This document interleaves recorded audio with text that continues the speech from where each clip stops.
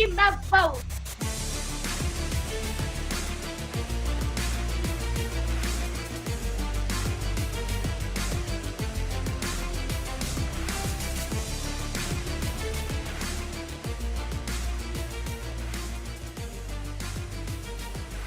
Court is in session with Ryan in Sacktown on If You Don't Like That. Now, Ryan in Sacktown. Oh, must be Ryno.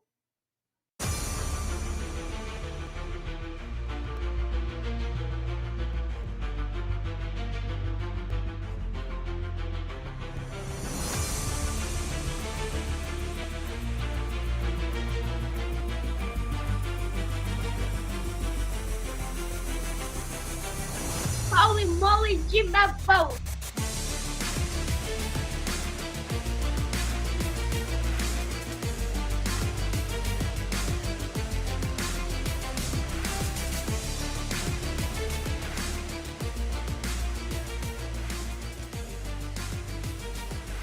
Court is in session with Ryan in Sacktown on If You Don't Like That.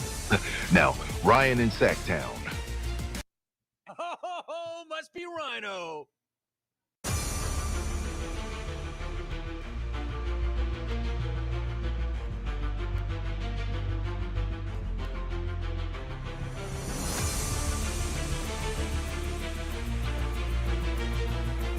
Grievances. And I got a lot of problems with you very people. Now, happy you're going to hear about it. airing of grievances Tuesday to everybody. What's going on? Ryno with you. Court is in session. Earlier today, had a excellent conversation with Lorenzo Powell. Take note of that name, Lorenzo Powell. He is 7-0 professional boxer from Sacramento. And I mean, this kid has done some really great things in his short lifetime. He started boxing at 11, and he is bringing boxing, him and the G1 promotion with his trainer and partner, Marty Chima, back to Sacramento. Whether you know it or not, Sacramento has a really, really deep and good boxing history. There's a big hunger for it. And not only is he bringing it back on Saturday night, they're bringing it back in a big way. They're doing it at Memorial Auditorium. Anybody that is from Sac, you know, that's a pretty hallowed building. You have a memory somewhere from that building, whether it be seeing a theater show, a graduation, a concert. AEW wrestling was in that building not too long ago. So we'll play that interview with Lorenzo, let you know how you can get in on the action if you want to go see the fights on Saturday night. Also, we are going to talk about some of the greatest all-time motivational speeches. I mean, James Dolan, are you kidding me? Did anybody get that 14 minutes and 59 seconds of gold? Whoever filmed it and produced it, it's so good. It's so bad, the production, that it's good. Like if he's talking about a player or a coach, it kind of pans to the coach and then goes back to Dolan. We're going to watch it together. I uploaded it. Hit me with a violation for uploading it. We're going to watch that. And we're also, I mean, there's a lot of good motivational speeches out there. If one comes to mind, let me know. But James Dolan's 15-minute motivational speech might be one of the best I've heard. You know, he might even be in the same class as Baylor's head coach. You remember this one? There's a scene in The Wolf of Wall Street where they talk about throwing midgets, and it's like, you know, hey, this midget, can he, you know, can he roll there? And he go, no, he doesn't roll. You throw him. You know what I mean? And they're made for throwing. And then after a while, they start talking and they go, well, you know what? I think if you start talking, if you start, they may think they know we're making fun of them. The midgets may think we're making fun of them. So then I'm going to start, you know, they may get mad at us. And then the guys go, well, what we need to do is make them think they're one of us. And they go, one of us, one of us. And I think that's the thing with coaching, call it recruiting, is it's that way. They talk about acquiring players, getting rid of players, just like that. And the whole thing underneath all that is they make them think they're one of us. You know what I mean? And it's like, but I don't know. Do you have to do that to win? You know, that sucks. Yeah. Can anybody explain that to me? It's like motivational. It doesn't make sense. It's like the scene from Billy Madison. Like, I'm halfway expecting this guy to pop up at the end of that and let coach know. What you just said is one of the most insanely idiotic things I have ever heard. At no point in your rambling, incoherent response were you even close to anything that could be considered a rational thought. Everyone in this room is now dumber for having listened to it. I award you no points, and may the Lord have mercy on your soul. Is that what the announcement was? Horse, is that it? Rome's going to go 4 hours now? He's going back to 4? I didn't catch the announcement. Romy, are we in direct competition? You're going to 4, huh? All right, cool. Let's go, Ryno. Let's go, Romy. Should I hire Nielsen to see whose ratings are better? Probably not. Finchy, what's up, dude? Says Animal House. Is he going forward? Is that what it is? That's crazy. I thought maybe he'd do like an early hour. Oh, okay. See, that's made sense for a while, the way they've been pushing the YouTube thing. Not a surprise there. All right, good for him. Good for Romy.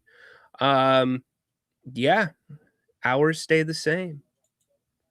Oh, he's going to stream live on YouTube. Oh, okay. Yeah. Well, hey, that makes all the sense in the world. Why was he not streaming to YouTube before? Probably because of an exclusivity contract with X, because that's where they launched. Is Jim even on the radio anymore? Yes, he is, Eddie. Jim is still on the radio. You know why I know Jim's still on the radio? Because Haunted Horse, who, you know, I consider to be a really good friend, like, he goes national with his news. Like, he doesn't tell me something. I have to learn about him from Jim Rome's show.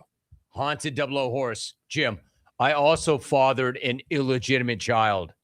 Yeah. So there you go. Where's the penguin? Okay. So we're getting off track for a second, but I'm trying to find the middle ground with my son because of the type of humor that he likes. And he is very much in kind of the Adam Sandler, Will Ferrell space. And, you know, sometimes those movies come along with things that, you know, he should not be watching. And so I thought about it and I'm like, you know what? Billy Madison would be a decent one. But I'm going to have to fast forward through a few different scenes, you know, like a pitching wedge, a stuffed buffalo, and ice cubes, preferably for safety.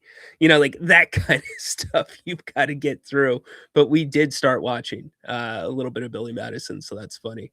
All right. What's up, Ryno? When are trades in the NBA going to start? Draft night, probably. Draft night. I don't think you'll see anything happen until draft day, draft night. Could be wrong on that. Speaking of the NBA, Jason Anderson, who always does a great job over at the Sac B, reported that Darius Acuff was snuck in earlier this week. Good job by you, Jay. And these guys will not be sneaked in. They will be on the Golden One floor, or the practice facilities floor, tomorrow. So the Kings will welcome another group of recruits as we get closer and closer to the draft. We are 1 week away from the draft. The Athletic has dropped a couple of really interesting articles that I want to get to today. One of them is the top 25 free agents, and that includes, we'll get to LeBron. Of course, LeBron doing LeBron things. but also they have come up with the different options and projecting player opt-ins, etc.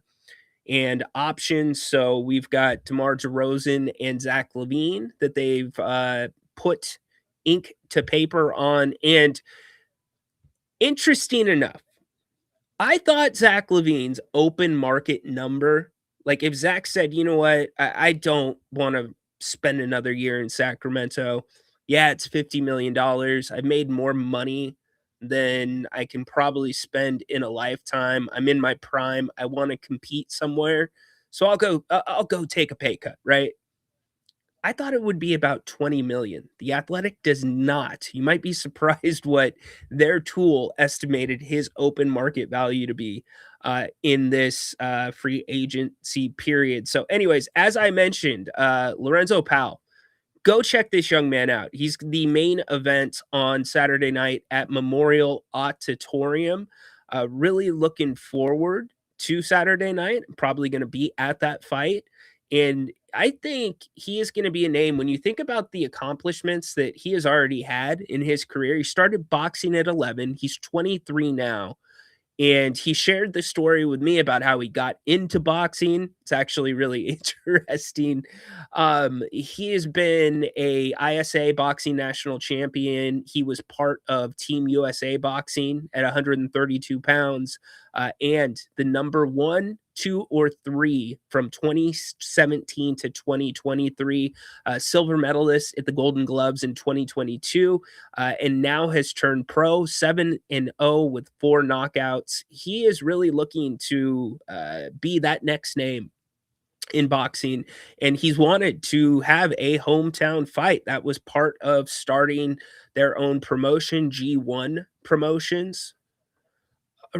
Icebox, I'm in the middle of talking about a really good young boxer, and you want Adam Levine.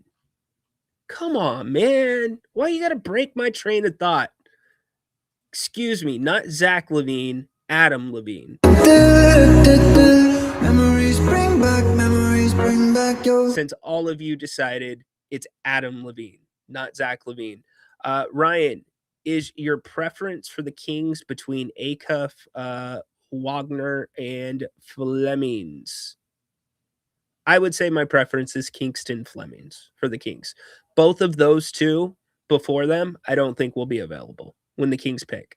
And if you were with us last night, last night and yesterday, talked about how I don't think moving up is in the cards for the Kings. I think it's actually trying to get another first round pick, getting back into it. So anyways, back to Lorenzo Powell. Want to talk about him. Had the opportunity to talk to him earlier today. It was a great conversation. We'll give you the information on how you can get out to the fight. They're doing a flash sale actually right now on tickets. So make sure you go and swoop 1 or 2 of those up. But here was my conversation just a couple hours ago with Lorenzo.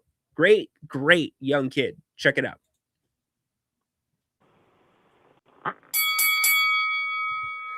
There is nothing better than a homecoming and reigniting something that has been rich in tradition in this community, and that is boxing. It returns this Saturday to the Memorial Auditorium, and it doesn't just return. It's a homecoming for Sacramento's own Lorenzo Powell, who will be main eventing the event at Memorial Auditorium. Tickets still available. Lorenzo, thanks for joining the show today. Happy to have you here, brother. Thank you for having me. I appreciate it. So what does it mean to you to get to bring boxing back to Sacramento, a place where you started your career at 11 years old and now you're 7-0 professionally looking for your 8th win? It means a lot, building up. Over years, I had a lot of people ask me, man, when are you going in your hometown again? And I was just telling people over the years, man, just be patient. But when I do come back to Sacramento and do fight, I just want you to be there loud, on the edge of your seat, and right there front row. So now the day has finally come, and the feeling is it's like second to none, to not only bring boxing back to the Memorial Auditorium, but to Sacramento in general. Sacramento is a boxing city. We all know that. It's just they haven't had nobody to get behind. So, with the greats that we had, Tony the Tiger Lopez, Vicente Escobedo, the list goes on. But to bring it back, and I'm the one that's able to bring it back, man, the feeling is second to none. Like I said, I'm just ready to put on the show come June 20th.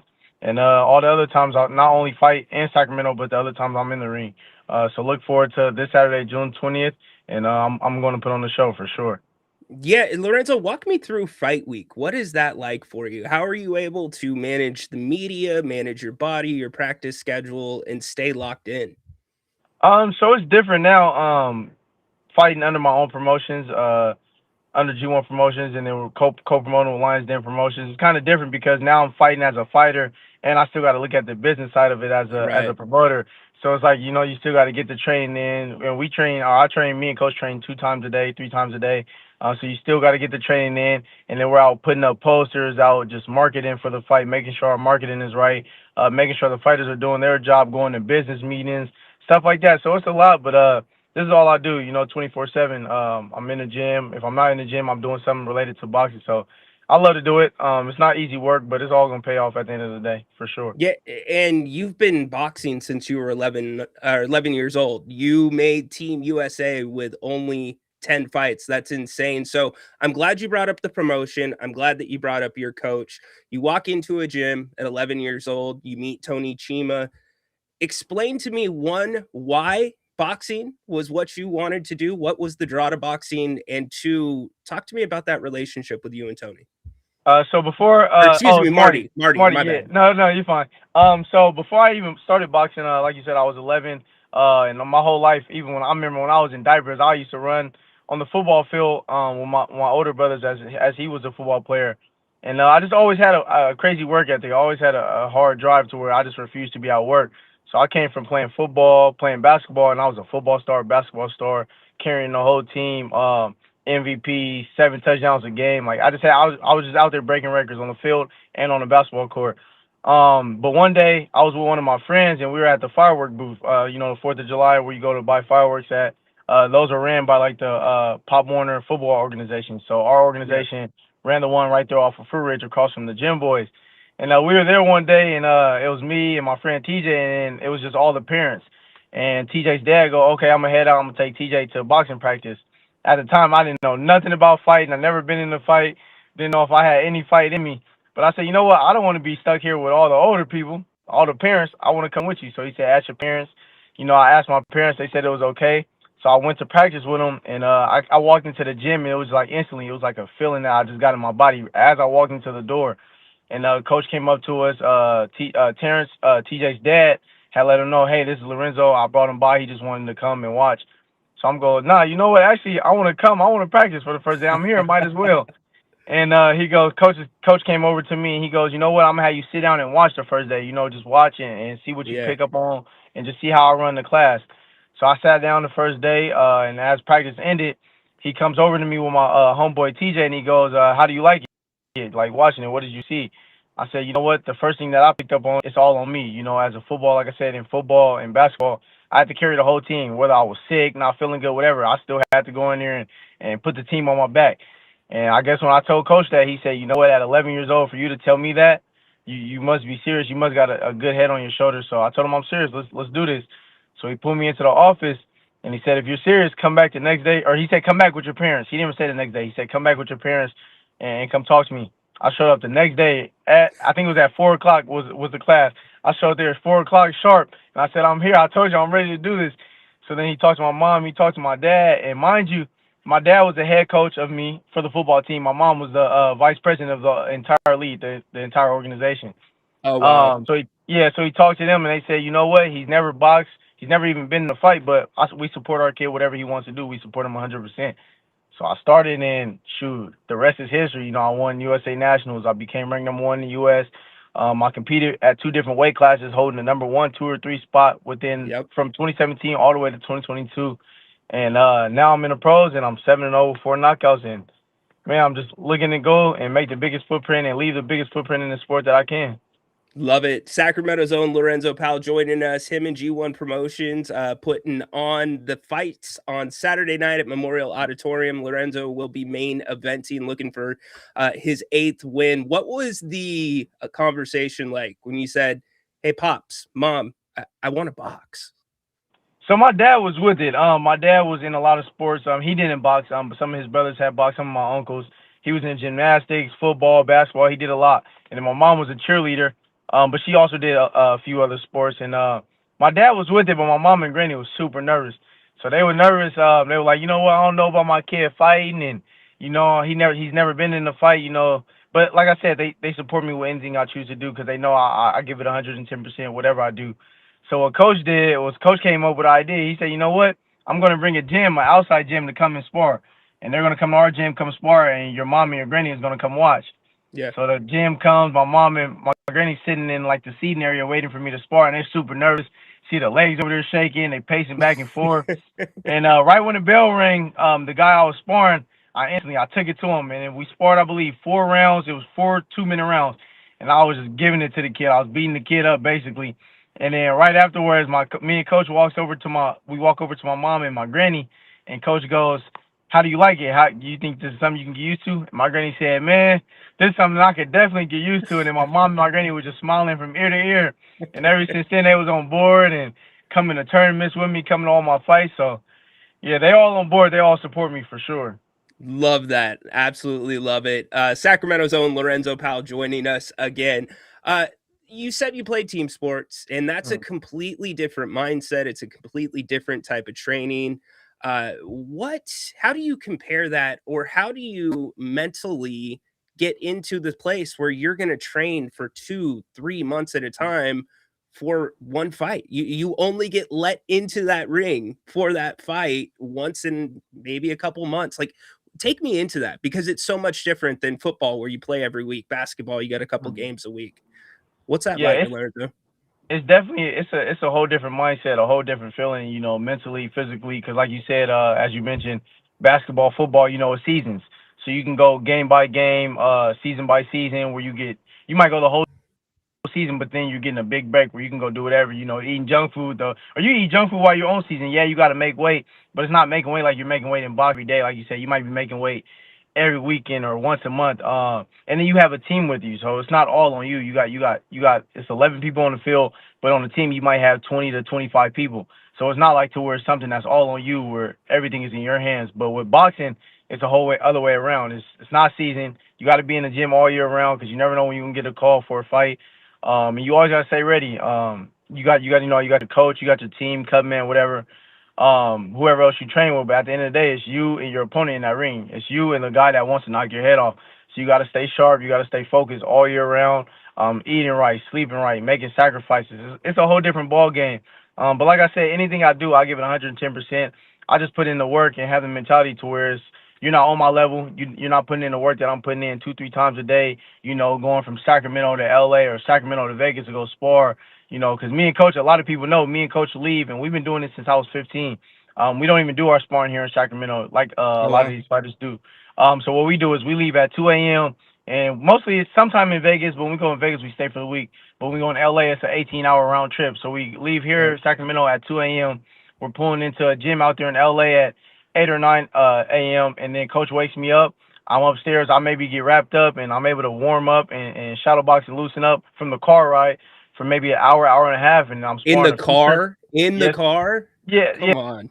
Yeah. So what we do is it's a 6-hour drive. And then once we get there, Coach wakes me up. We go in the gym. I wrap up, and then I'm warming up and stuff, jump rope and loosen my body, trying to get a good stretch, maybe for an hour, hour and a half. And then after that hour and a half that we're in the gym, we're sparring a future, former, current world champion. So it's like who's doing that, Oh, wow. And so then that's not it. And then we're there for 4 or 5 hours because we're waiting to spar. And then once we spar, we still do a whole entire workout, and then we head back for another 6 hours. So it's an 18-hour round trip, and we do that twice a week, every Monday, every Friday. So it's like I said, I just got that Mamba mentality. I refuse to be out work, and it's just something that's instilled in me, and it always will be. It shows by what you have accomplished so far and what's ahead of you. Starting your promotion with Marty, and I know there's another partner as well. You're thinking 360, man. You got the fight part down, you got the promotion down. Love to hear it. So if you are, or if somebody's never been to a boxing match, what's the pitch for them to come out to see you fight on Saturday night at Memorial Auditorium? You can see an all-around exciting, not only all-around exciting atmosphere from all the other fighters and talent that we're going to have a card, but for me personally, you could just see a performance that's going to have you at the edge of your seat. You know, a lot of people see these fighters, and like right now, I can name a fighter, and you could probably say, "Oh, this is the style that he fights." With me, somebody gives you my name, I can fight all around. I can fight going forward. I can get aggressive. I can fight off the back foot. I can get flashy. I'm good at moving to my right, which a lot of fighters aren't able to do. So I'm just always willing to switch it up, and I can fight going both ways. I'm an orthodox, but I'm naturally a southpaw. So it's like you just get the best of both worlds with me. You don't know what I'm gonna come in there and do. I might switch it up every round. I might switch it up every minute of every round. So it's like just come Saturday, June 20th at the Sacramento Memorial Auditorium. Not only will I go for 8-0, whether I get the knockout or I get a decision, but it will be an amazing performance for sure, 100%. No doubt, no doubt. That's a historic venue, by the way. There's been a lot of big things held there, even from graduations to fights. What's it mean to you to be able to fight in that type of building here in Sacramento?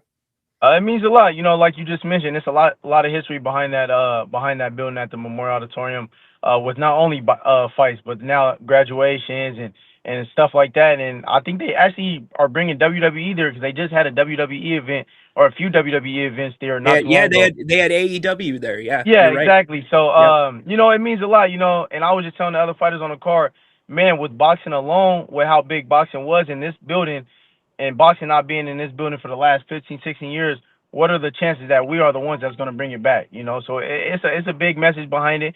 But I'm not looking at it in a way as is it pressure. Is it pressure? No, it's no pressure. Because like I said, the work is done in the gym.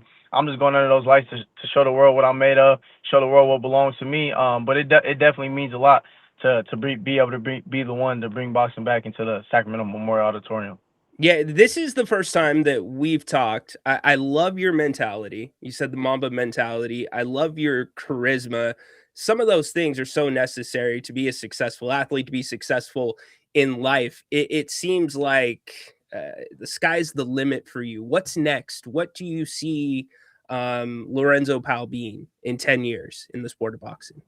I see myself as being one of the greats. You know, a lot of fighters like to say legacy. They say legacy means a lot.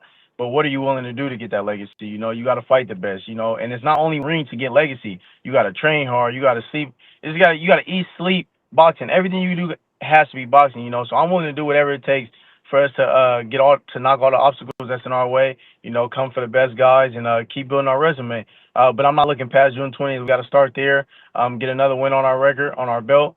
And then after that, you know, I'll look to come back at least once or twice this year. And then next year, get 3 or 4 under my belt and then just keep growing like that. Love it. Love it. Where are you on social media anywhere, or how can people connect with you? Yes, sir. So you guys can follow me on Instagram at IAM_Golden1. That's IAM_GOLDEN0NE. Love that. And then G1 Promotions, certainly go check them out. You guys are doing a great job. Please ask Marty to give me a mulligan for calling him Tony. Did not mean to do that. But, man, nothing but luck to you this Saturday night. Again, Saturday Night Memorial Auditorium, Lorenzo Powell main eventing, bringing boxing back to Sacramento, brother. Good luck, and thank you so much for the time. Can't wait to see what's next and see what happens on Saturday. No problem. Thank you for having me. And before I go, I just want to give a huge shout out to G1 Promotions, Lions Den Promotions, as they present Homecoming, bringing boxing back to the Sacramento Memorial Auditorium this Saturday, June 20th. You guys can go to www.g1promotions.com to get your tickets. We have a flash sale going on, so the prices that you guys seen before, they're now lower. So make sure you go get that before the flash sale ends. Again, go to www.g1promotions.com. Thank you, guys. Yep, and we'll link that up to the video, and we'll also put that in the podcast chat link as well, so you can get over there. Lorenzo, man, busy week. Go knock somebody out. I can say that to you because you're actually a fighter. So yes, sir. Yes, sir. Thank you, and I appreciate you for having me. Yeah, of course. That's Lorenzo Powell. Go check out the fight Saturday night. G1. Great stuff from Lorenzo. I'll just say this: I've been blessed to be around some athletes and professional athletes, even fighters. Scott Smith, who was a UFC fighter for a while, hands of steel, just a different mindset. Lorenzo's work ethic is off the chain. And to be doing what he's doing, driving back and forth from LA, this is g1promotions.com. Make sure you go check them out. All you got to do is come right up here, hit the tickets, and it will take you straight to Ticketmaster where that sale's going on. I think there's some big things in this kid's future. I really do. And I know boxing is kind of one of those things that's here and there. It seems like now Jake Paul and, some others are turning it into more of a spectacle at times than a sport. But you know what? I have a lot of confidence in that kid. I hope it impressed you as much as it impressed me with his Sacramento roots and how dedicated he is. Really, really good head on a 23-year-old. Great head on a 23-year-old. And Peter, yeah, his body shots. I forgot to ask him about that. Unreal. Yeah, he can kind of do it all. So get in early on Lorenzo Powell. Go check him out this Saturday at Memorial Auditorium. Tickets on sale now. Flash sale going on with the tickets. Hopefully you enjoyed that. Thank you for the feedback, Athena. Yep, Lorenzo Golden won. Yeah, appreciate you. That's the event. Pro Boxing Homecoming, Saturday, June 20th, 2026, 5:30 p.m. You might even bump into me there. I might be heading down there for that. So big thanks to the entire G1 team and Lorenzo for making time for the show today. All right. You know what we do on Tuesdays. Before we get to James Dolan turned inspirational speaker and some other news that I want to talk about, it's time for the airing of grievances. I got a lot of problems with you people. Now you're going to hear about it. Anybody catch Pat Beverly? Has anybody caught Pat Beverly's deal? One thing I am tired of is these old players coming out talking like they were past MVPs, champions, know-it-all, when in actuality, I don't remember anything but the bad about you, Patrick Beverly. So, of course, somebody that I don't believe ever played in the NBA Finals was doing a show on FanDuel. This is how he started off, what he had to say. And I think De'Aaron Fox was trash. I think De'Aaron Fox was trash. And I think De'Aaron Fox was trash. You can think De'Aaron Fox didn't play well. I don't think he played well. We've talked about it this week. We talked about it during the finals. But to call somebody, a player, trash? And I think De'Aaron Fox was trash. Here were Patrick Beverly's full comments from that show. I think he was god-awful. And I don't think that was because of him. I think, because, he was injured a little bit. I think the coach. What? Wait a minute. You just said De'Aaron Fox is trash. You're going to walk that back? I think De'Aaron Fox was trash. Dude, you need to get some media coaching from Boogie Cousins. Like, what's with FanDuel going with guys like Patrick Beverly, Boogie Cousins? You thought he's trash, but it's not his fault. I think he was god-awful. And I don't think that was because of him. I think, because, he was injured a little bit. I think the coach should have had him come off the bench and kind of went with, what he had against OKC, right? I didn't like him just putting him in the starting lineup. But, you live and you learn. That's the difference between, as we know and been around, good coaches and elite coaches. And that's no disrespect to Coach Mitch, but, elite coaches would have put De'Aaron Fox on the bench, let him get his rhythm, and went with what they had. So you would have started Dylan Harper as soon as what, game 3, or like how early do you make the decision? Because the guy's making a lot of money. Once we beat OKC, he's my starting guard until the series is over. We beat the number 1 team. Why am I playing with the house money? The house money is already we beat the number 1 team, right? We beat the number 1 team. De'Aaron Fox, you coming back? Because I was the starting point guard with the Clippers. I was coming off injury. I wasn't all the way right.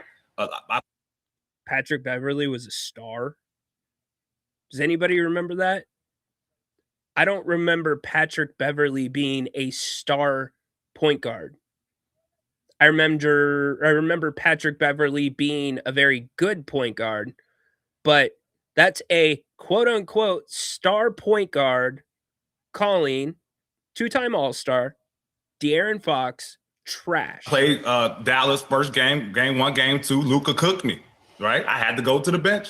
I sat on the bench until we got past Dallas, and I end up starting in the Western Conference Finals. So and that's Tyronn, that's Ty Lue, right? So we talk about, the elite coaches, you have to, you give, De'Aaron Fox, you give him a lot of negativity. Oh, he could have played better, but you lose as a team. Unbelievable. You know what I think is trash, Patrick? What I think is trash is coming out of the game and throwing basketballs at fans' heads when they're not even looking. You know what else I think is trash, my man? Behavior like this.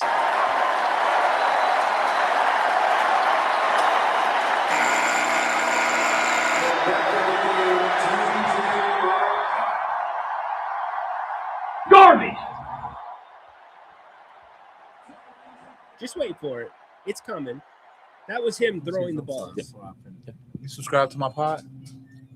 Do I subscribe to? I do not. So you can't interview me then. No Okay, well, disrespect. Jamal is here. You subscribe? Okay, cool. That's cool. Again, there were a couple times within a bucket or two. In previous games, y'all have been able to kind of get over that hump, or maybe.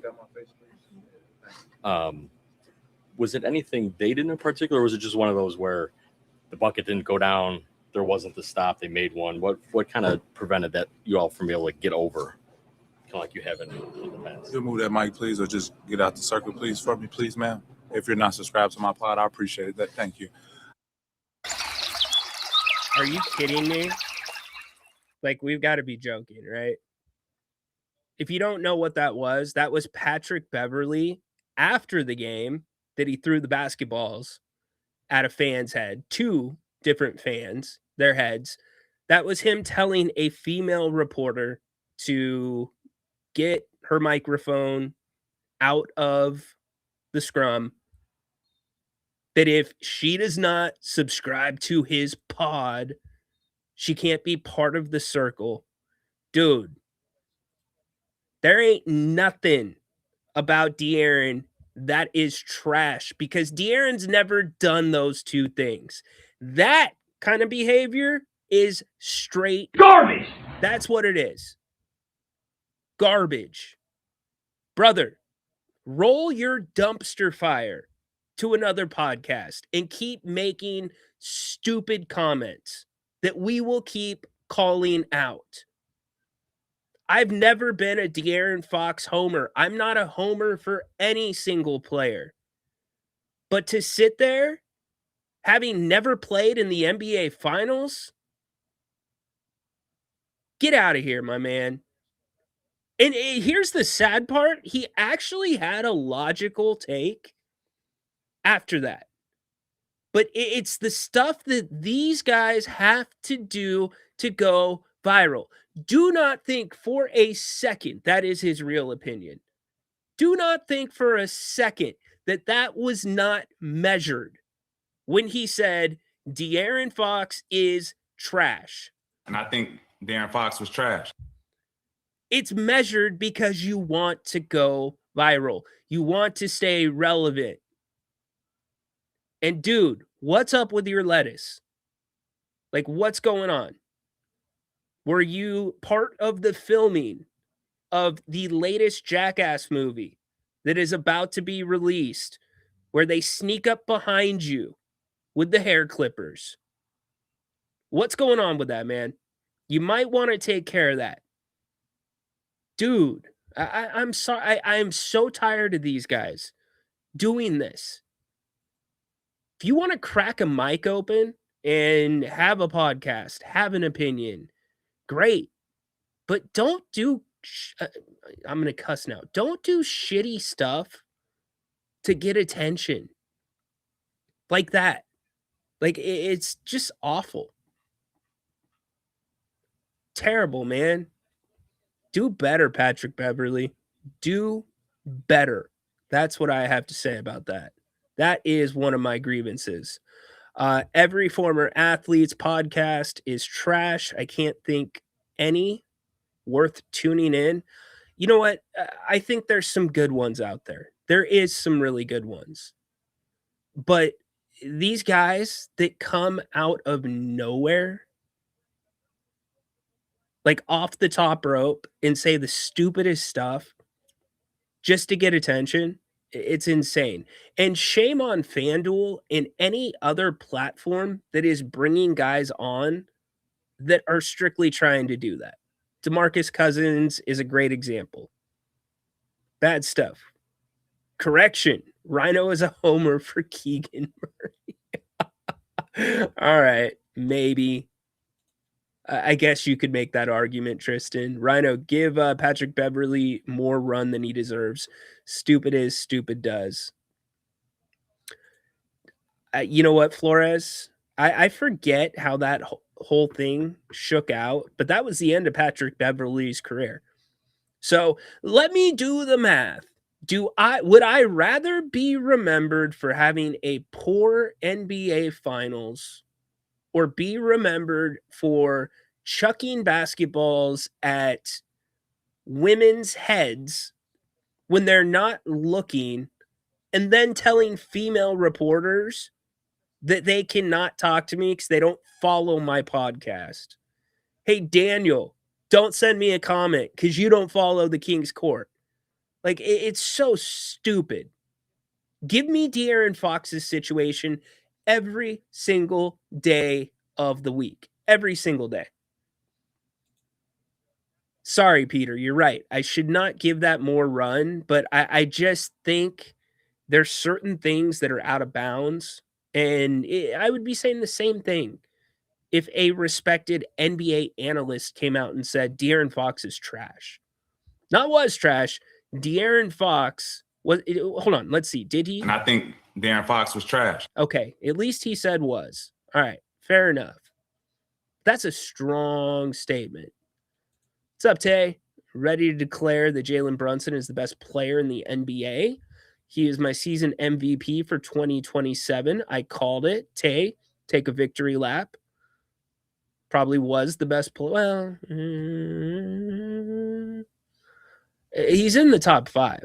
And I think what's really cool about his story is what we've talked about during this playoff run. He's not somebody that is blessed with big size. He's not somebody that's blessed with blazing speed. He's not somebody that's blessed with insane athletic ability. Kind of like Lorenzo, who we talked to. He's a grinder, man. There's something to be said about those grinders. You are a great listener and hold the right vibe as questioner. Thank you. Appreciate that. Athena, saw some Gym Boys love in the chat as well. So LeBron James has never taken a pay cut to stay with the team. Not one single time. And it's now being reported that LeBron might consider taking a pay cut to stay with the Lakers. Like, what are we doing, LeBron? Thinking about taking a pay cut? Do you want to win a championship? First off, LeBron has more money than anybody else in the NBA, probably. Is that a safe statement? LeBron's probably the richest player in the NBA. Probably the most well-known player in the NBA, too. But how unsavory is it that LeBron, and this is via Brian Windhorst, comes out and says that he wants to see what the Lakers end up, which levels they go to. And I'm kind of paraphrasing here in terms of what moves they make in the offseason. What's the plan? If I take a pay cut, is that going to get us this player, that player? Like, I need you to pitch me on a pay cut. It's so ridiculous. And it is the perfect time to point out, like, hello, PR, anybody, LeBron, you've got a massive team. You have who is it? What's his name? The agent, Rich Paul, come out and comparing. Like, Rich Paul's been on the action too. He's making ridiculous comparisons. He's like, oh yeah, Steph Castle is the new Kawhi and De'Aaron is the new Tony Parker. Like, who is running y'all's PR? Like, I don't know, because this was probably the worst time to have this come out and say, well, I'll consider taking a pay cut, when Jalen Brunson actually took over a $95 million haircut. So the New York Knicks could have more money to play with and win a championship. Timing, man. LeBron and his team's timing is awful. But hey, let's pat him on the back, because he is accepting presentations from the Lakers about what they would do if he would take a pay cut. Unreal. Everybody thought he was going to take less last time. Nope. You're going to sign me to the 53. Got to sign me to 53. Comparing and contrasting the newer generation of stars and the outgoing generation of stars is one of the most interesting conversations to me. Damn, Bron. Hope you enjoy those presentations. Because you know what? They're pointless. He ain't taking a pay cut. What's going to change? It's just the way that LeBron does business. Dude, you are at best, and I know you had a really good season this season, but it also included starting the season on the injury list because of, what was it, a nerve in his glute? Dude, come on, man. Bronny, it's not going to happen, but anyways, anybody else want to pile on, let me know.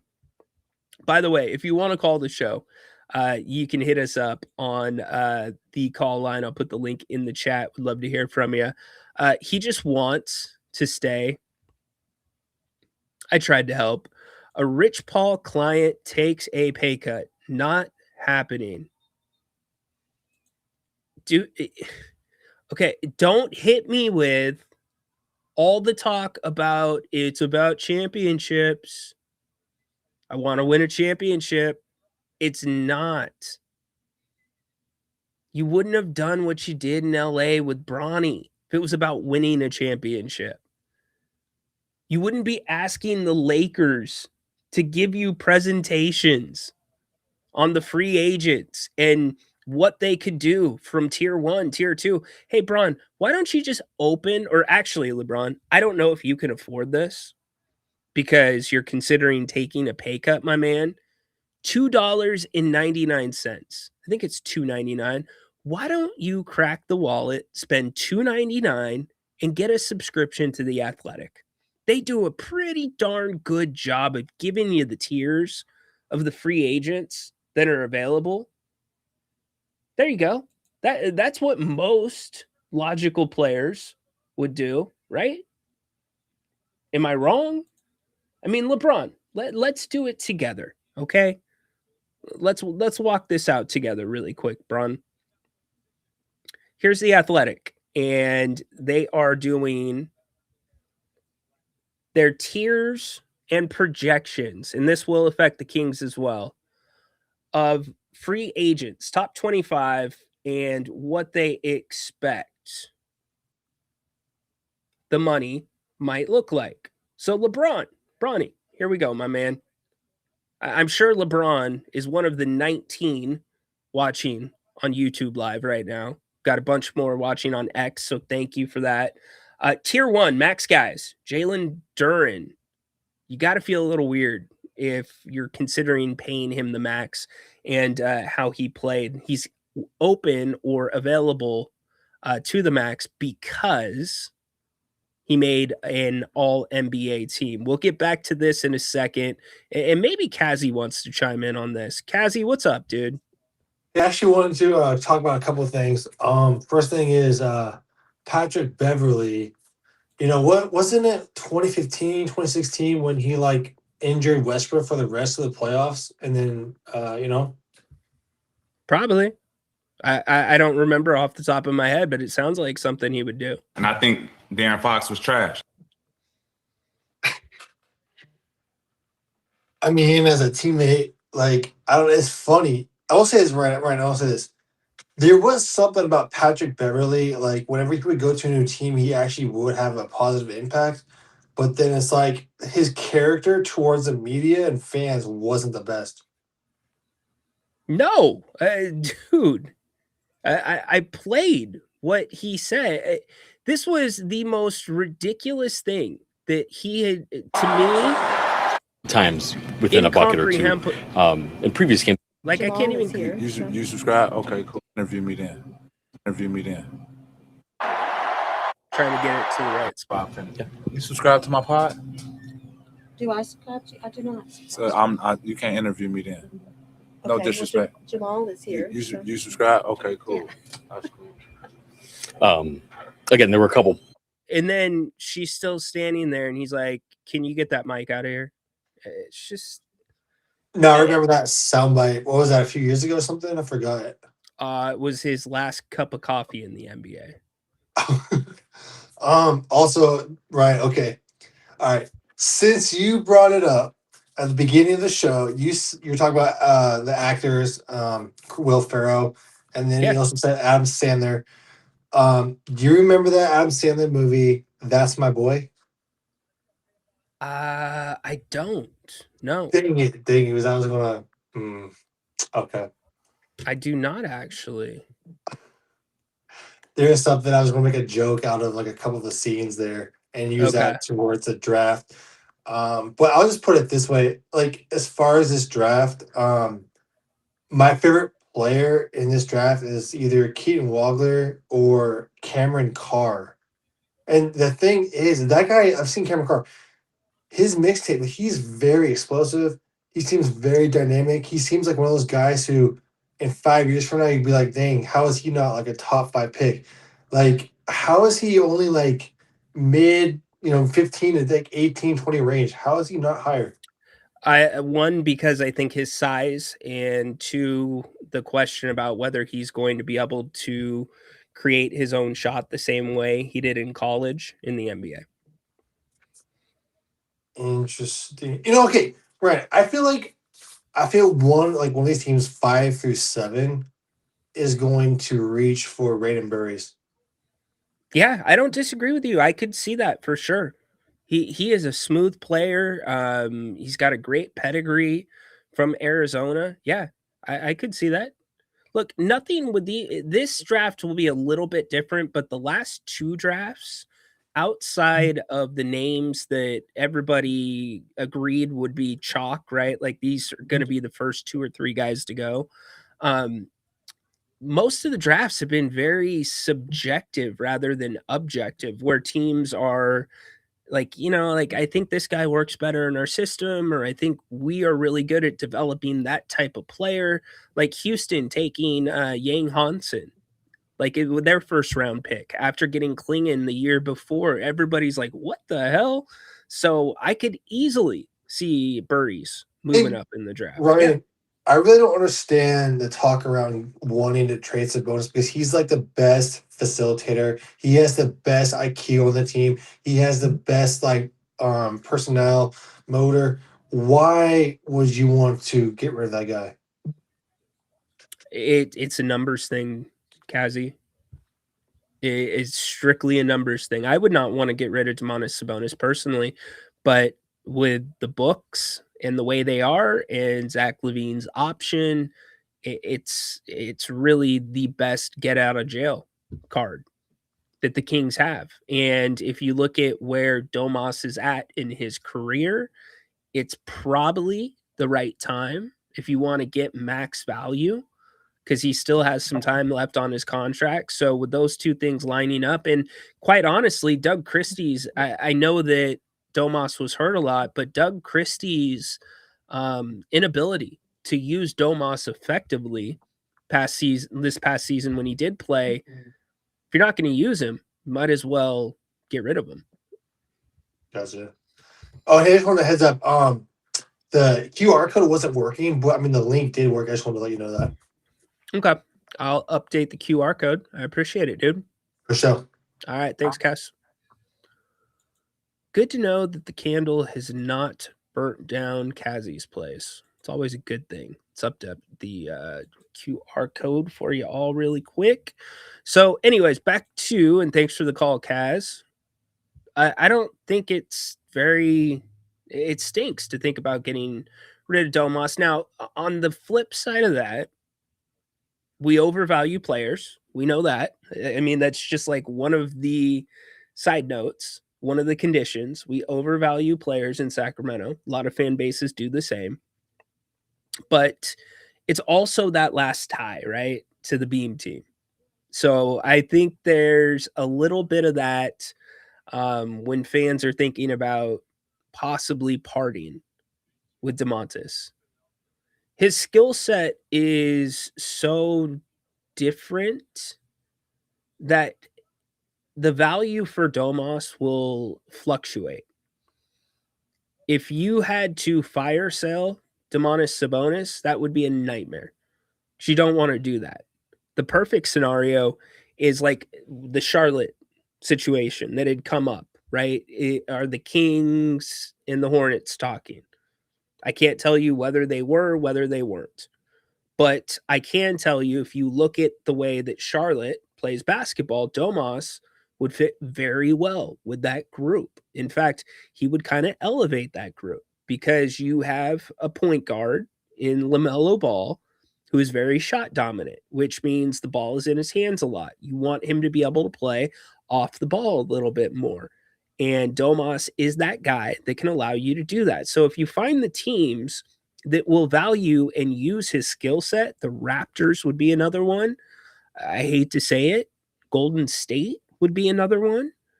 Then you get that. You're going to get better value. It's an interesting conversation. I mean, Domas, here's what I'll say. Domas, how many times reminded us in his exit interviews that he's all NBA? Let's see. It's hard this year because, like you said, there's a lot of noise going on and no one really knows what's going to happen. We'll obviously have a high draft pick, so, that also comes into play. And, we trust Scott to do the right thing. Cut two. Yeah, there's a lot of uncertainty. I don't know what that feels like, but I can control what I control, and is getting back to that all NBA player that I know I can be. There's one all NBA. We were all kind of looking at each other when this happened. It's like, okay, 1, 2, 3 all NBA. Tough. It's definitely been a really tough season for me personally. Not being out there with the guys or being a part of the season is definitely new for me. It started rough. I missed the first game, and then my second game here at home against the Lakers, that's when this injury happened. And I tried to play through it until it got to a point where it was either rehab or surgery.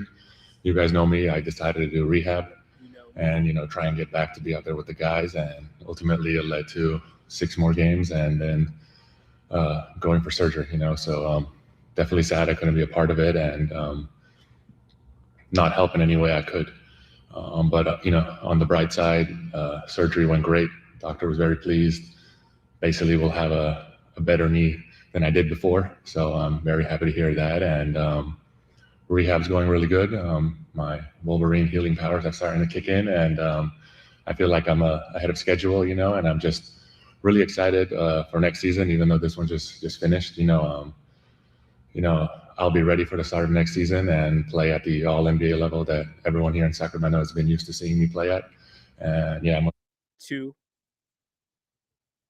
and then 3.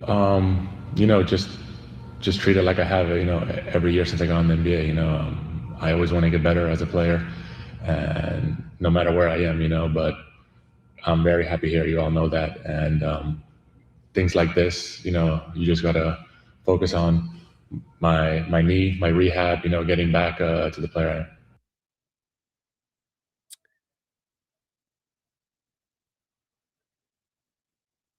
I want to put this, I want to be careful how I explain this, because there's spike strips all along the road that this conversation goes down. But as an outsider looking in, this is nothing that I have heard from the Kings. This is nothing that I have heard from Domas's camp. This is just my read on the situation. Domas hurt the knee, and he went through a period, it was like maybe 2 weeks, 3 weeks, where off and on he was out because of knee soreness. And everybody's like, knee soreness. Okay. So that's when the injury presumably happened, right? And then finally, it was time to address the injury. And in typical Domas fashion, he wants to rehab it instead of going the surgical route. Okay? During that time, after they announced that he was going to do rehab and be out, at least 4 to 6 weeks, when Domas was back in the building and on the practice floor, or not practicing with the team, but taking part in rehab activities on the floor, we asked numerous times if we could have some media availability with Domas. Because the way the process works is they'll ask the press if you have 2 or 3 names. They ask you for 3 because one they might not make available. One might have something going after practice with an assistant coach, etc., etc. With Domas, we asked multiple times, at least the times that I was there for practice. And throughout that entire process, Domas was never made available. Okay. So your radar goes up a little bit. I put out a video of Domas rehabbing. He looked really good. He was going off of that injured knee, and he comes back. Domas, up until this point, had never not started a game double negative. Look at that. I think it was Peter fact check me, but going back to Indiana, he had started every game that he had played in. Now, it was not uncommon for the Kings, at least this year, when somebody was coming back from injury that's normally in the starting lineup, to have them come off the bench the first game. But then there was the second game where he didn't start. And then I believe the third game where he didn't start. And Doug Christie, it was either between the first and second or second and third, before the game, was asked about Domas, is he going to be back in the starting lineup? What's going on? And Doug looked uncomfortable while he was answering the question about it. Just looked a little, it was not, based off of how the press conference was going, you could tell it kind of, wasn't a topic Doug really wanted to talk about. Okay. So then Domas finally has a big game. He's going to have to start the next game. It was on the road, and he starts from there. And then we get to the time where he has surgery. And after the surgery, he stays in LA. He stays in Newport. Or I don't know if it was Newport specifically. It was one of the beaches for his rehab. Even up until the end of the season, when we saw all the other Kings on the bench who had had surgery. Zach LaVine had been on the bench. It was notable because the Kings were winning, and Russ and Zach and all the guys not playing were supporting the heck out of the young guys. And then as we get closer to the end of the season, like 1 or 2 games left, I think that's when Domas comes back to town. Now, normally not a big, like, put your radar up if you're talking about a player going away to do their rehab. But with Domas, the way that he operates, that to me felt like something that would have been taken care of here in Sacramento. So if I had to read the situation, I'm not sure that both sides are on the same page. And I think both sides have kind of played it the best they can to help each other out. And because of that, maybe to me, there's an understanding that, you know, we're going to be out of this situation. We'll help you if you help us. Because it just felt very off and different. And then obviously the clips we just played were Domas at exit interviews, which is likely why he came back to Sacramento at the end of the season. Because there were some questions being asked, is he even going to come back for exit interviews? I mean, if you look at what's going on at that position for the Kings right now, you look at the Kings' financial struggles, and you also go all the way back to training camp when we heard that there's all these new wrinkles going into the offense to better utilize Domas.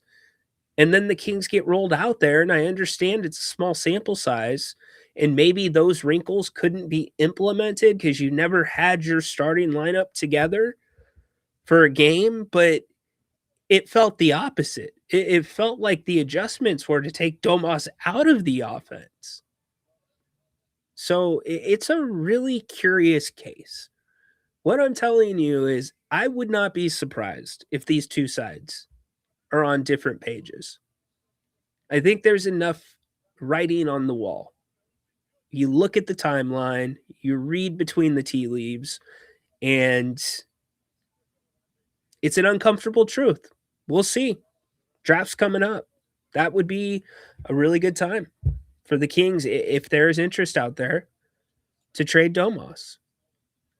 Believe LeBron was the first NBA player worth $1 billion. There you go. LeBron is on my last glute nerve. He always said no disrespect. No, it's okay. Yeah, right? No disrespect. It's okay to say that. That's what Romy always says. Go Norway, go. Norway is currently playing in the World Cup, and the score is, of course, I look over at the iPad, no score on the screen. I'll let you know as soon as the score gets up there. Let's talk World Cup. I don't have enough to talk to you about World Cup, man. When the Kings use Sabonis properly, use at the all-star level, yes, he has deficiencies, but when used right, the pros far outweigh the cons. Absolute workhorse. Don't disagree with you. Norway 2, Iraq 1, by the way, in that World Cup game. So, all right, I know we were starting to go through with LeBron, the Athletic article. I'll save you that. I will read you what the Athletic put about player options, as well as what their projection on player value. So this was Zach LaVine. What will it do? Or what will he do, excuse me, after a rough 25-26 season? Their calculator is called Board, I guess. Board, B-O-R-D, money sign. Values LaVine at just, what do you think the number is? $9.3 million. I thought it was going to be like 20 to 22. Their projection thinks on the open market, it's 9.3.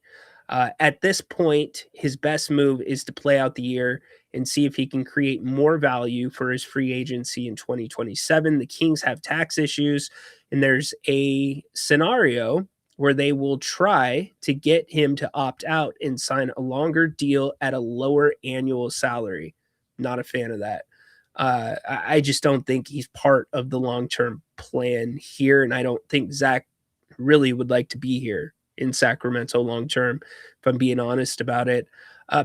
But I think the Kings are better off just keeping a huge expiring deal on their books for trade purposes. Couldn't agree anymore when it comes to that. We said that last night with the show with Grant. You just got to kind of bite your lip because he's off the books at the end of this season. All right, let's get to DeMar DeRozan, because they wrote about him as well. DeMar DeRozan, 25.7 with a 10 million guarantee.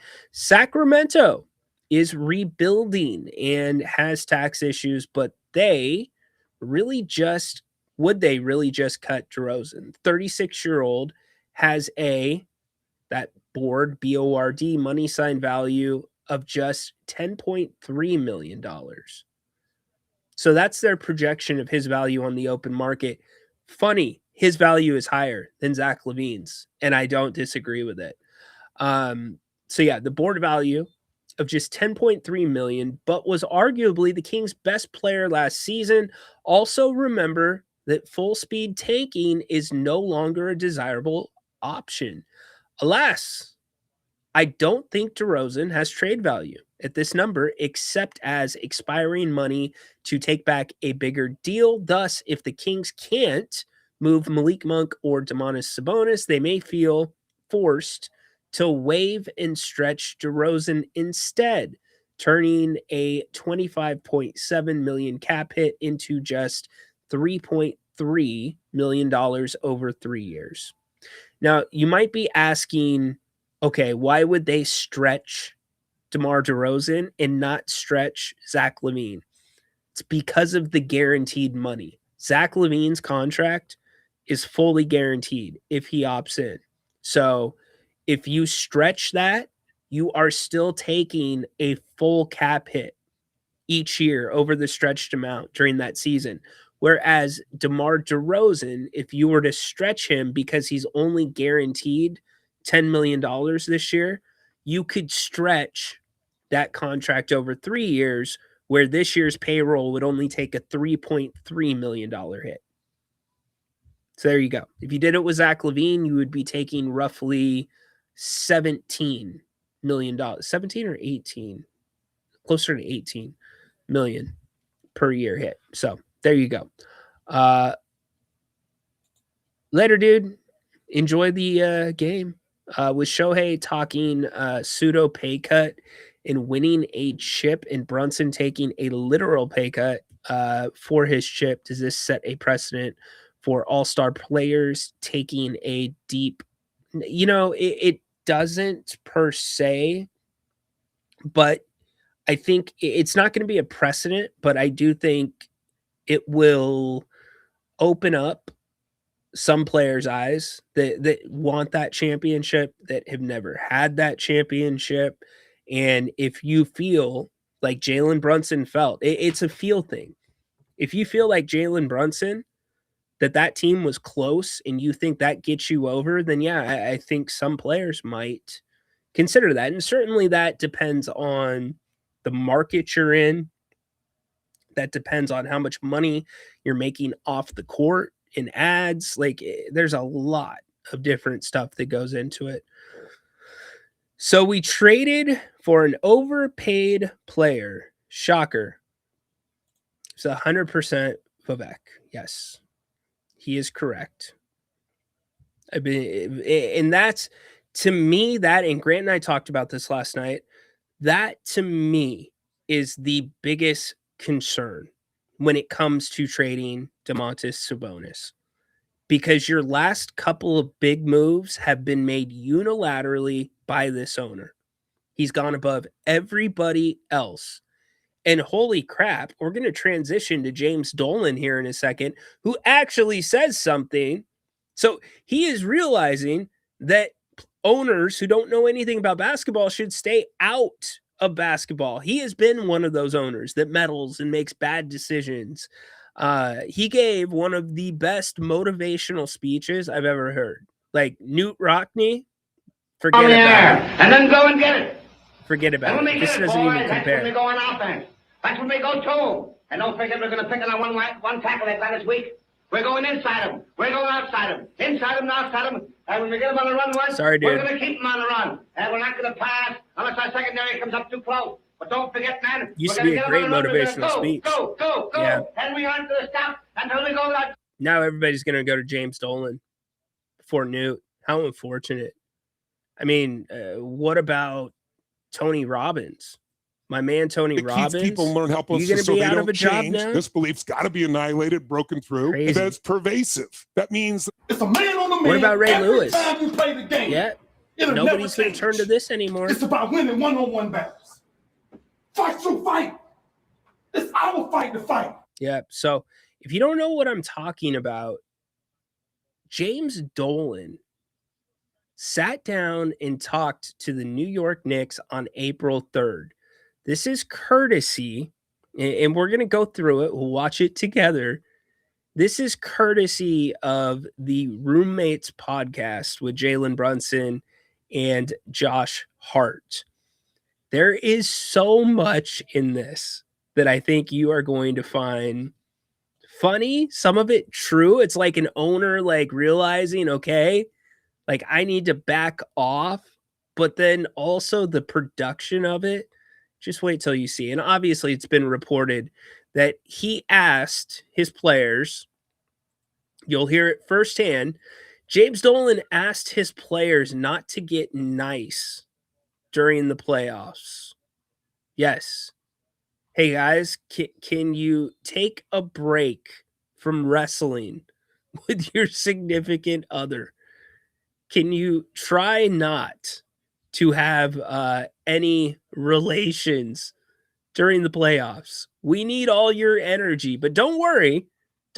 They will be compensated for their lack of attention when we win the championship. If you think I'm kidding, I am not. He really did ask his players to not have X with them. Here's James Dolan. I'm nervous about this talk. You wouldn't think I would get nervous. I've stood up in front of 50,000 people and sang love songs with my guitar. And I'm more nervous now than I was then. Because, first off, I've never done. Really quick, 50,000 people with his guitar. My guess is 49,499 of them were paid to listen to him play. Anyways. We bought partial ownership of this team in 1994, took over full ownership of the team in 98. I took over control of the team in 01. So I've been at this quite some time. And in all that time, I never did what I'm about to do with you guys.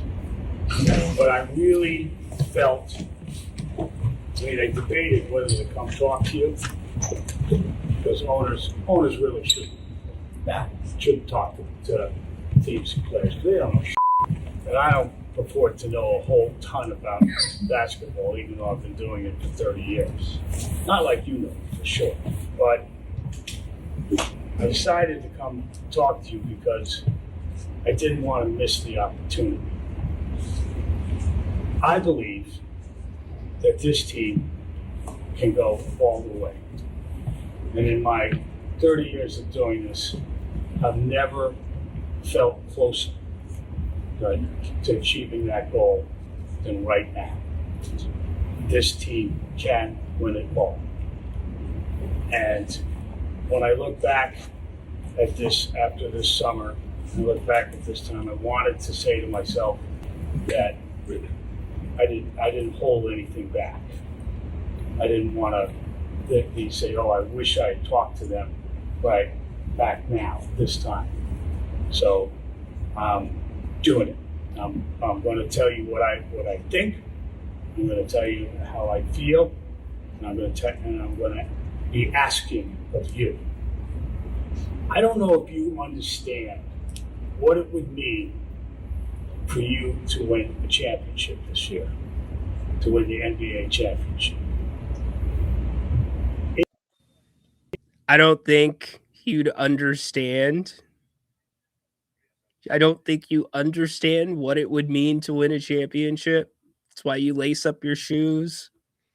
It's why you grind 82 games throughout the season, but I don't think you understand what it would mean to win a championship. And how about the production level? Whoever did this, like cutting away at the proper times and then like panning to certain people in the room, as you'll see, straight gold. They might have a future in producing low budget films in Van Nuys and Tarzana, if you get my drift.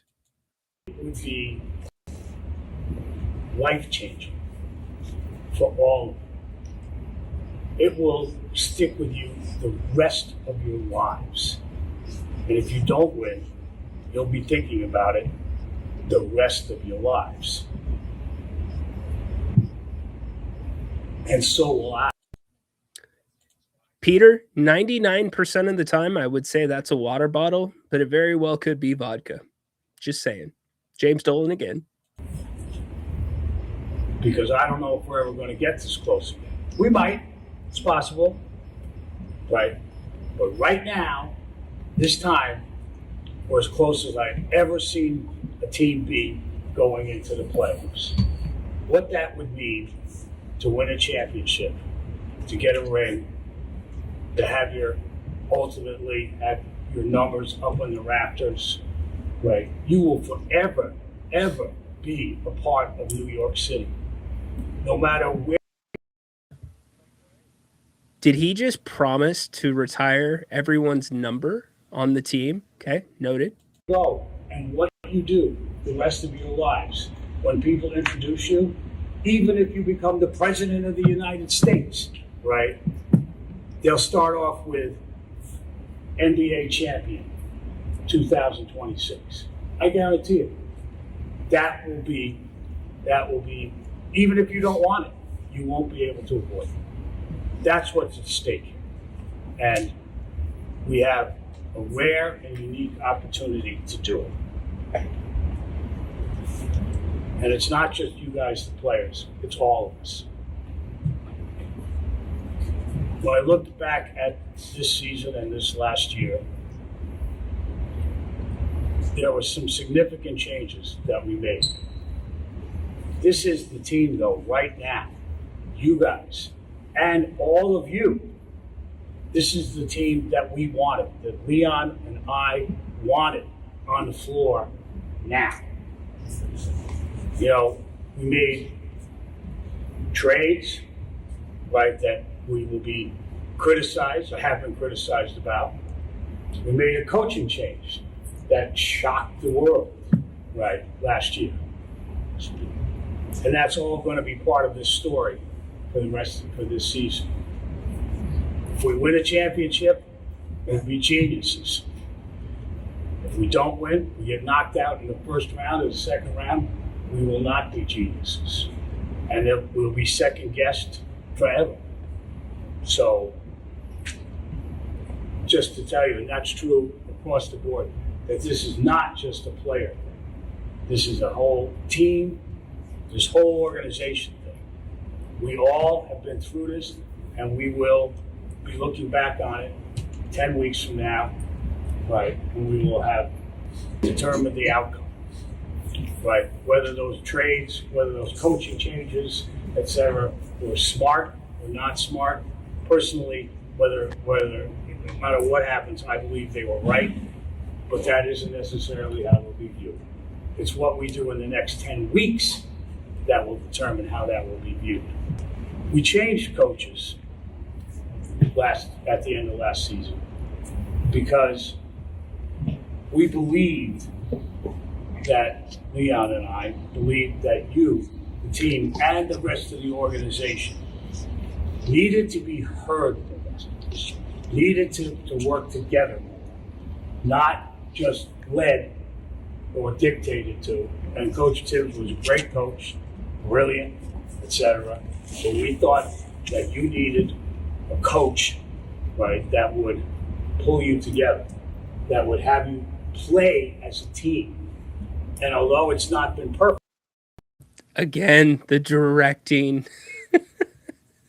And how about Dolan with his note cards? Do you think he has every word written down there? Hey, I give Dolan all the credit in the world for getting in front of the guys actually and doing this. Could you imagine Vivek Ranadive? It is a bold move, but just wait. He will have his moments here in a second where the players are laughing. Right. We believe that together, a joint effort, right, would be better for the team. That would give us a shot, right, at winning a championship, rather than relying on one person's opinion. And that's the team that we have now. We believe that instead of relying on the coach, that you would discipline each other, that you would talk to each other, that you would figure out how to play together with each other, and that was stronger than hearing it from just one voice. And now, why I'm here is because we have 10 weeks in your life to achieve something that will stay with you the rest of your life and the rest of my life. But you're going to have to give it your all. You're going to have to give more now than you've ever given before to this team and to your careers. And the big word is sacrifice.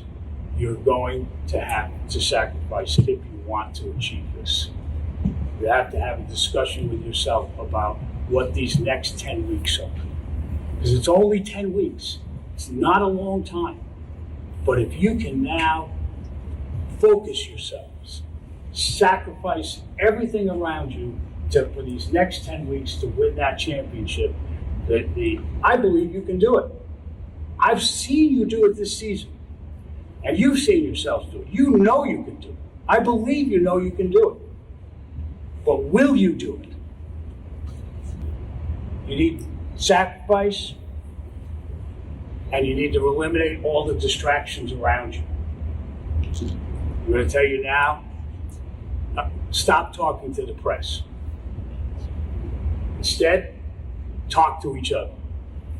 The press doesn't mean anything.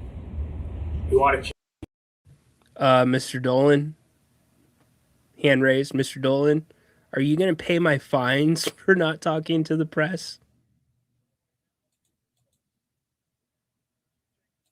Your teammates, you want to communicate to the staff, etc. Do it. Just forget the press. It doesn't matter what the public thinks of you. I can tell you, I've been doing this for 30 years, right? And at the end of this 10 weeks, what you achieved is what the public is going to think of you, not what you say, right, in the press conferences or etc. It's what will have, what the outcome will be in 10 weeks. That's when what you say will have real meaning. In the meanwhile, talk to each other. Give your concerns, your gripes, etc.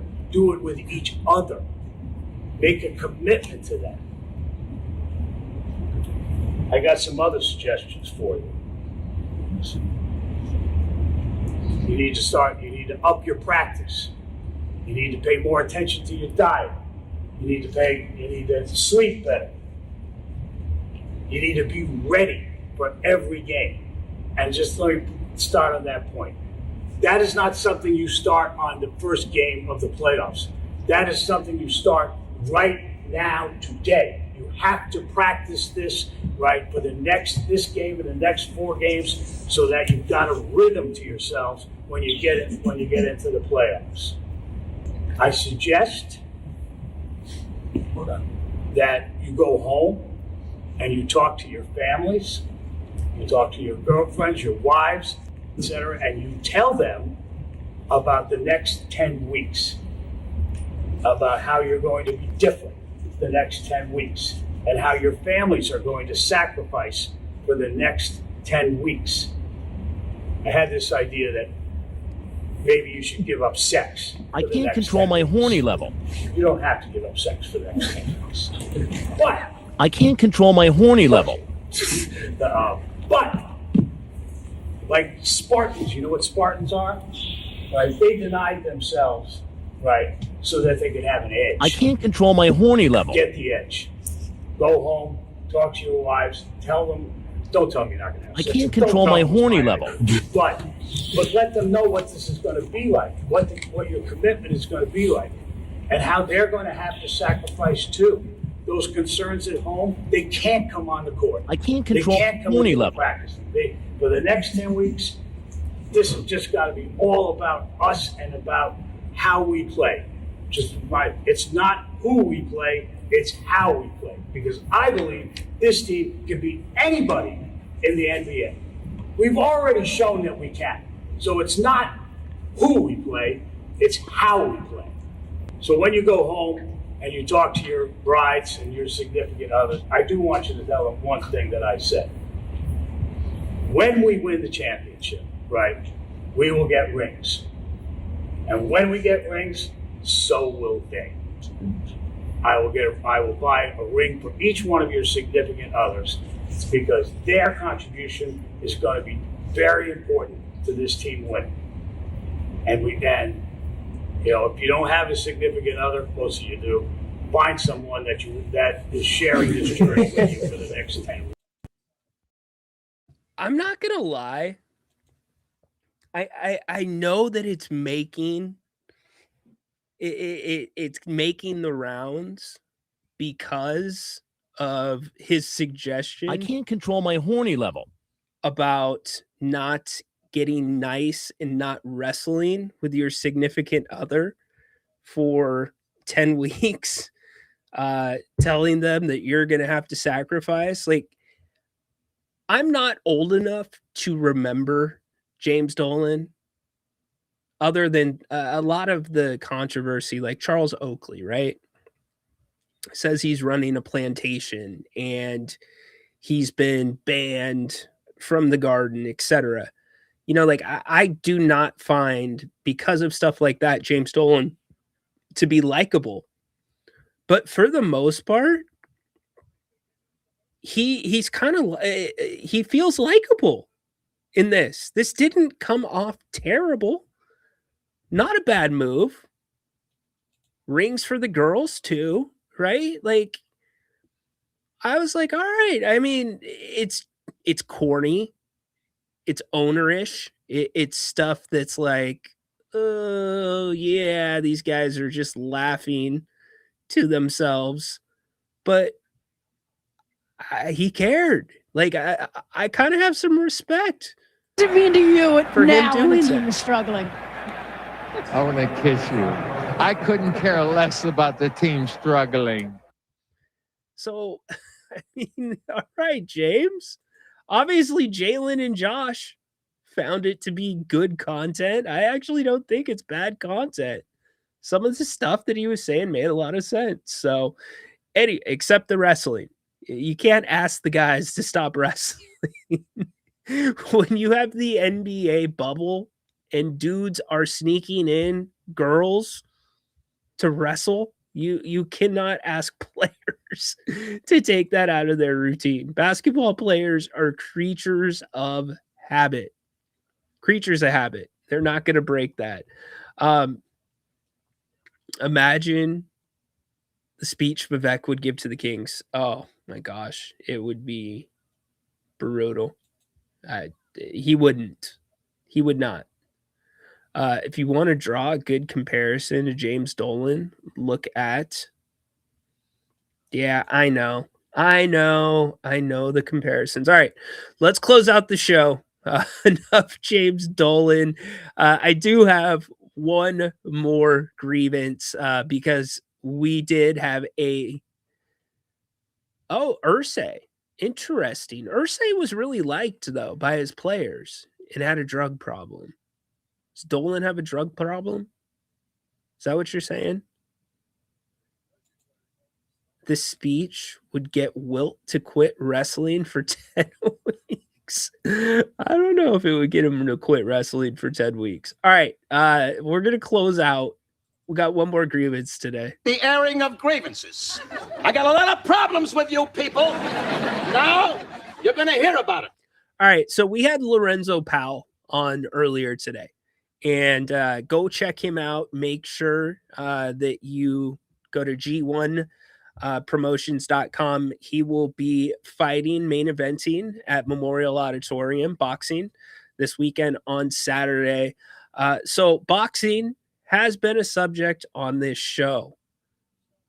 Please, somebody, for the help of you-know-who, let me know how the flashiest boxer in the world bounces a check for $200,000. I've never understood how boxers with a sport that, at least in the mainstream, is not nearly what it used to be when you had Roy Jones Jr., when you had, go back to Linston and Ali. You had all the fights with Mayweather and De La Hoya, right? Like, that was stuff people paid to watch. And yes, I acknowledge it was before MMA. And MMA then kind of got a little bit more steam. But it always amazed me, even when boxing didn't have a lot of steam, the amount of money these dudes were getting paid to step in the ring. Floyd Mayweather is the perfect example of it. And he loves to flash his money everywhere. And I mean everywhere. Go look online. He has or is facing felony charges for two of them for theft and intent to defraud by passing a bad check to purchase a $200,000 watch in Las Vegas. All right, can we walk through this really quick from two sides? You're buying a $200,000 watch. You're known for having cash on you all the time. If he's asking to write a check, maybe you're a little bit worried. But then there's the flip side of it. If you are that broke, and I have no idea how you have lost all of that money, why are you buying a $200,000 watch? Floyd, my man, Floyd, go to Claire's and get the biggest fake diamond studs they have, and it won't make a difference in the world because everybody will think they are real. Because you have them on, and you are supposed to be the richest of the richest athletes. Also, dude, if you're that rich, don't say that I grabbed the wrong checkbook. Don't you have people that manage that stuff for you? Mayweather was not present for a Clark County hearing Monday and was instead represented by his counsel. Mayweather's official charges are theft, value $100,000 or more, $100,000 or greater, and draw or pass check with intent to defraud, value $1,200 greater. Clark County prosecutors filed an initial criminal complaint on April 27th, according to court records obtained by ESPN, followed 3 days later by a court order that Mayweather appear before a judge. Monday's appearance by his attorney apparently fulfilled that order. The complaint alleges Mayweather wrote a $200,000 check from a Wells Fargo bank account to Gold and Beyond, a high-end Las Vegas resale boutique, on December 31st, 2024. The complaint alleges Mayweather wrote the check when he had insufficient money, property, or credit to pay it in full. I don't understand, number one, And it makes me sick to my stomach how you can have that much. And I'm even taking into account that you live in Las Vegas, gambling, etc. That much, and then be in a point where you did not have sufficient money, property, or credit. Insane.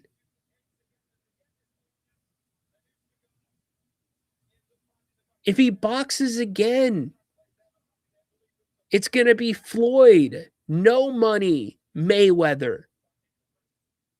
In fact, he's going to have to box again, right? And I don't really like watching Floyd box. I think he's like one of those boxers that's way overhyped because he's just defensive. He's not offensive. He's not Justin Gaethje in the UFC, being a 4-1 underdog and winning the title.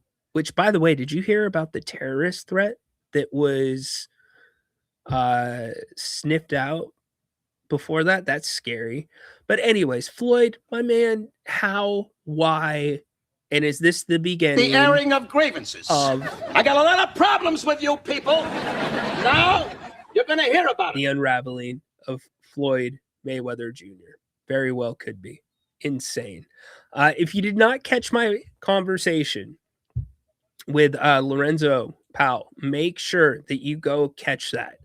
We aired it at the top. I will replay it and air it to the podcast as well.